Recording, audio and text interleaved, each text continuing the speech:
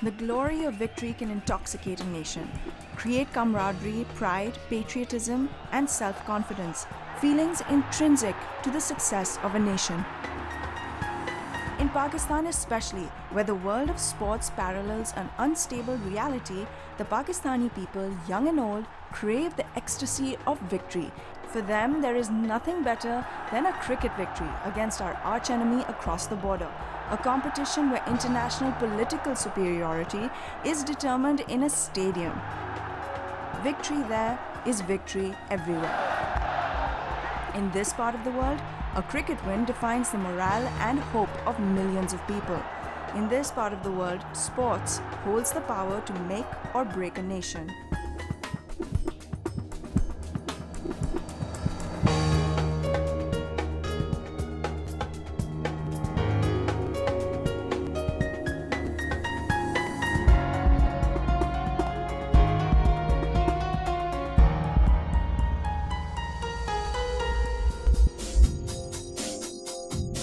In 2009, Pakistan became the 6th most populous country in the world, but the number of Olympic medals won is at a steep decline. In 15 Olympic Games since 1948, Pakistan has won 10 medals, 3 gold, 3 silver and 4 bronze, the last of which was in 1992. Although many reasons could be attributed to this dearth of medals, one major argument is that the sports in which Pakistan has excelled in the past are not part of the Olympics, and therefore it would be unfair to judge Pakistan's performance on the global stage based on the Olympic wins alone.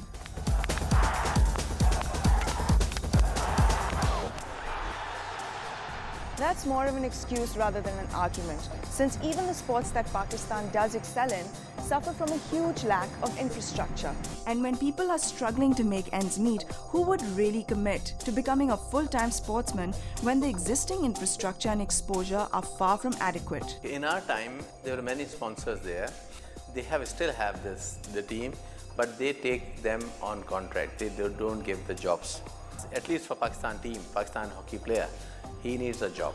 Employers or the former employers cannot afford players anymore. They cannot afford people just floating around. What do you do with somebody who has played hockey from the age of 20 to 30, and then after 30, what is the organization going to do with him?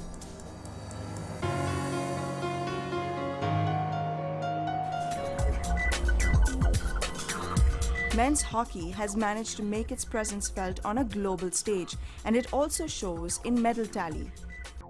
In our days, when I used to play, almost on my side, 6 or 7 players of the same caliber were there. When we used to play, there was clubs there at the grassroots level, whereas nowadays, there's no as such academies or clubs where players can go and play. 8 out of 10 Olympic medals of Pakistan were achieved in men's hockey.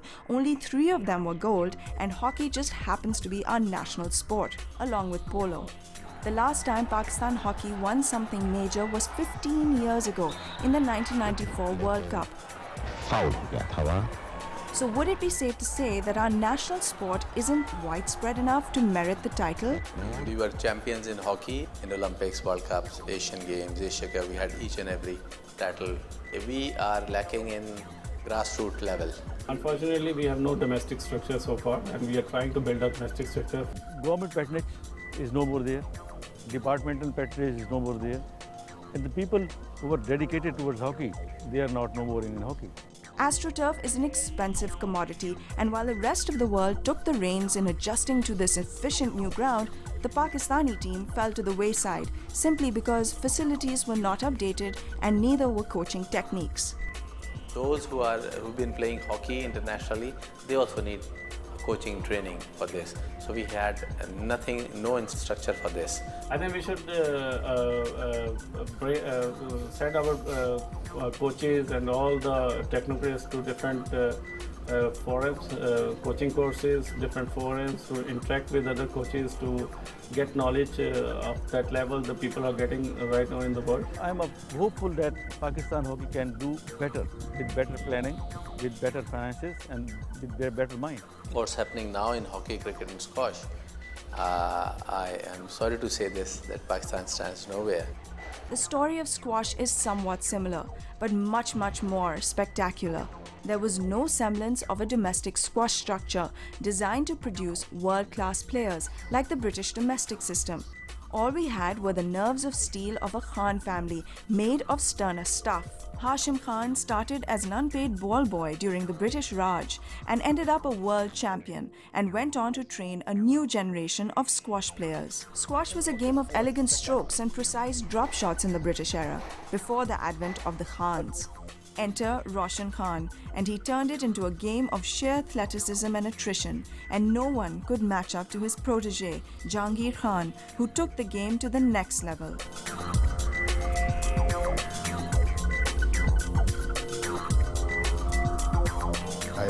I just came back 3-4 tournaments before the British Open, and I was losing in the beginning, and then start winning all the tournaments, beating all the top players, including Jamshed twice and Rodney Martin and Detmar. And I think British Open was very important because everybody came to see me that maybe he lose this time, because it was straight 9 years, and that was my 10th year. And I had a lot of pressure, but I think I would say it was one of my best British Open wins. All the Khans, Roshan, Azam, Jahangir and Jamshed would simply tire out their opponents and then go in for the kill. Flattened it, hands go aloft, the handshake, and a word spoken, but Jamshed doesn't care about that. And Jamshed Khan's hallmark of greatness becomes deeply ingrained with every tournament he plays. Just how long he can maintain his supremacy would seem to be his decision. They had revolutionized squash, and no one was prepared for that. It was the difference in the techniques and strategy of the Khans that put Pakistan on the map, not the government or any domestic structure.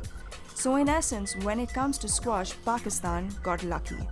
But not for long.